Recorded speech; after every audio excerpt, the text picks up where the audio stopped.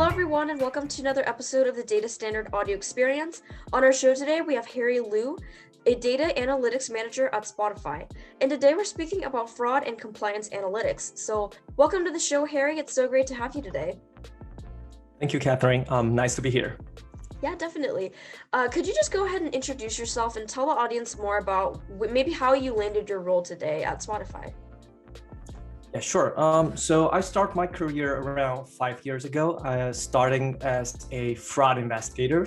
So I work a lot with like legal external counsel or sometimes fraud investigations or local authorities, focusing on AsiaPac. So we do fraud investigation, field investigation, sometimes do compliance review against the clients. And after a couple of years, I wanted to shift a little bit to data field where I wanted to know, can I use data to capture or sometimes even prevent fraud before it actually occurred? So that's where I start to shift myself from, tech or healthcare fraud investigation or anti-money laundering to become more of the data focused guy. So we produce data analytics and predict those kind of activities. And that kind of get me here where in Spotify, I'm driving all the data science initiative and help to build those projects, and also operation side of it, like helping our colleagues to upscale the data science practice. Yeah, that sounds great. And a lot of the work that you do has to do with, as you had mentioned, fraud analytics is the sector that you're working in. And so the data in the sector, I'm sure it's it's highly regulated. And so how are you kind of collecting fraud data, and how are you able to just collect this data, know that it's quality data, it's the correct data that you're supposed to be working with? That's a very interesting question because imagine this: there's no way we can see a table or data sets and you have a field or column say, hey, I'm a fraud, make it black and white clear. So a lot of times we come up with hypotheses, we come up with heuristic analysis or so-called like rule-based analysis to determine what are the frauds. Where those data sit, it's very depending on the case we receive. So we always come up with hypotheses based on our conversation with the stakeholders, and sometimes it sits in the payments, sometimes it sits in the streamings, sometimes it's our users or vendors. But generally, in company, we have a lot of different dimensions of the data sets that we have always looked at. And I'm not able to tell there's a golden data set because every fraud kind of different, but I think the one that I mentioned before are the one typically we look for. Yeah, definitely. That's great insight. And what types of fraud happen in the music streaming industry specifically? Okay, I probably have to put a disclaimer here because I'm not able to disclose any type of fraud that we're dealing in Spotify or all of my prior employers, but I wanted to share some of what I call like topic or themes. I think that's cool without any confidential information. So typically, we can see themes like conflict of interest in enterprise level of company. Like we can have vendors that is set up as a ghost company, and we pay those money for the work that has not or has never been done. So these type of conflict of interest. We also saw some of that happens in merge and acquisitions. So, we purchase or we acquire my friend's company that is not 100% aligned with company's best interest. So those type of conflict of interest are one thing that we also wanted to see as a theme. Also, assets misappropriations, that can be scaled from very small stuff like travel and expensive, like fake invoices, to very huge impact project like cash cycle are being manipulated and still. So conflict of interest and assets misappropriations are the themes that I would encourage if you're sitting in compliance or data/compliance domain. I would encourage you to start and touch on and maybe observe some of the topic themes from those two areas. Another topics might be relevant to music streaming industry is the artificial streamings, because in Spotify, we pay royalties based on those streaming counts. We want to make sure the number we collect and disclose are accurate and or were not manipulated by those artificial streamings. So those are not the domains that we in Spotify make sure we do our best job to do the research against those artificial streamings. Yeah, definitely. That's great. And I'm sure there's a lot of different moving parts to fraud in general, different things you have to think about in order to prep the data and just look for different things. And so at a high level, are there certain little things that you're trying to look for when you're trying to predict something that might be potentially fraud? Right. So I would like to use this story that to answer this question. So when I first joined this career, I always have someone who has very deep experiments investigating fraud, because we realized that the experiments from those investigators can help us build a rule set to perform heuristic analysis, like so-called like rule-based analysis. And based on that, we actually can come up with more and more rule sets, because the output of those investigations is basically the label. If we are still if we start to lean into machine learning terms, we can have yes, fraud, no, not fraud, yes, fraud, no, not fraud. And those labeling become very helpful when we have certain level of the data. So when you ask about, what are the things you look for to predict something that may be a fraud, I would say the data sets can be varied based on the case, like I said earlier, but the experiments that come from and rule sets analysis can help us to build the first step of how do we analyze this data. And then after that, sometimes we deploy machine learning based on the scales of the case. Sometimes we continue on the heuristics analysis and deploy more time on validate those rule sets. It depends on the case, the angles.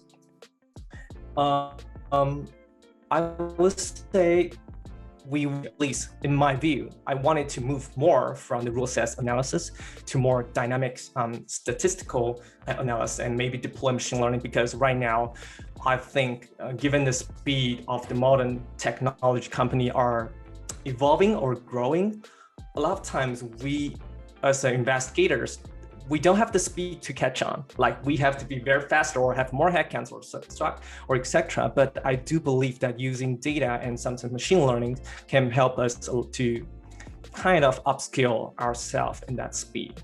And for example, a unsupervised machine learning model like clustering on the payment records or the payment terms can be easily deployed, and we might be able to use that to find out who are the vendors that doesn't look like any others, like who are the vendors with significant short payment terms or some other features combined to make them super special that we wanted to investigate a little bit further. So yeah, I do think it's a combination of heuristic and machine learning, but we wanted to go for ML route if that's feasible. Yeah, definitely. That's great to hear. And I'm sure with a lot of the work that you're doing right now, especially with fraud, there's a lot of challenges that you must encounter with yes. Just the work that you're doing and the team that you work with as well. So what are some of the major challenges that you've seen in your line of work? So I will start with the data. So start with investigation. So fraud investigation are not the major functions sitting in modern days enterprise. So a lot of time the data that are collected are not collected for the investigation purpose. So we might see data for marketing purpose, commercial products, a variety of the purpose. But when we want to use that to analyze or prevent fraud, it's just not designed like that. So we might missing some of the pieces, and it's costly to add those back. And we have to find out and work around sometimes, and to kind of make the machine learning models or our heuristic analysis better by combining different data sources from different systems. And that's just the nature of doing in this domain, because we know that fraud investigation, our data is always not firsthand, sometimes not designed for that purpose, for the data. Also, one thing I do wanted to highlight is that because we're talking about fraud, we're talking about compliance. Sometimes the information that we wanted to communicate, it's not easy to digest. Like people might be afraid, might be scared about, hey, what did I do wrong, or what did my team do incorrectly to have this happen? And it's it's very healthy to think about that because, naturally compliance are a little bit scary. Even myself, I think about that as well. But what I wanted to do is wanted to have this insight presented to both technical and non-technical audience and in a very easy to digest way.